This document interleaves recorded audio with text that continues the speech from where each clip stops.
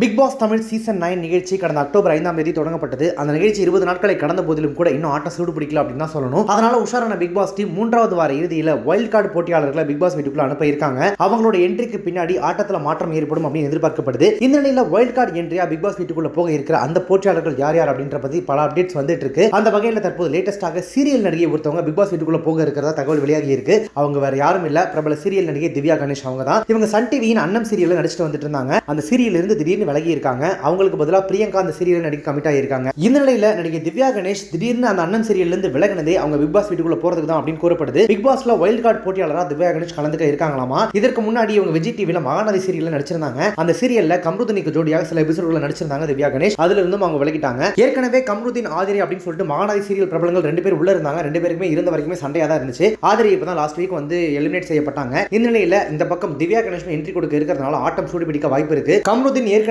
நிறைய பேர்ட்ட முறைச்சிட்டு தெரியுறாரு. அந்த வகையில கூட சேர்ந்து நடிச்ச திவ்யா கணேஷ் உள்ள போறாங்க. கண்டிப்பா ஆட்டம் சூடு பிடிக்கும் அப்படின்னு எதிர்பார்க்கப்படுது. திவ்யா கணேஷ் மட்டுமின்றி பிக் பாஸ் நிகழ்ச்சியில வைல்ட் கார்டு என்ட்ரியாக போக இருக்கிற மற்றும் ஒரு நடிகர் அப்படின்னா அது பிரஜன் தான். இவரும் சின்ன திரை சீரியல்ல நடிச்சிருக்காரு. இது தவிர ஜீ தமிழ் ஒளிபரப்பாகி வந்துட்டு இருக்கக்கூடிய கெட்டி மேளம் சீரியலையும் நடிச்சிட்டு வந்த சிபு சூரியனும் அண்மையில் அந்த சீரியல்ல இருந்து விலகி இருந்தாரு. அதனால அவருமே பிக் பாஸ் வீட்டுக்குள்ள வைல்ட் கார்டு என்ட்ரி கொடுக்க அதிக வாய்ப்பு இருக்கிறதா கூறப்படுது. புது வரவர்களால பிக் பாஸ் நிகழ்ச்சி சூடு பிடிக்குமா அப்படின்றத வெயிட் பண்ணி தான் பார்க்கணும்.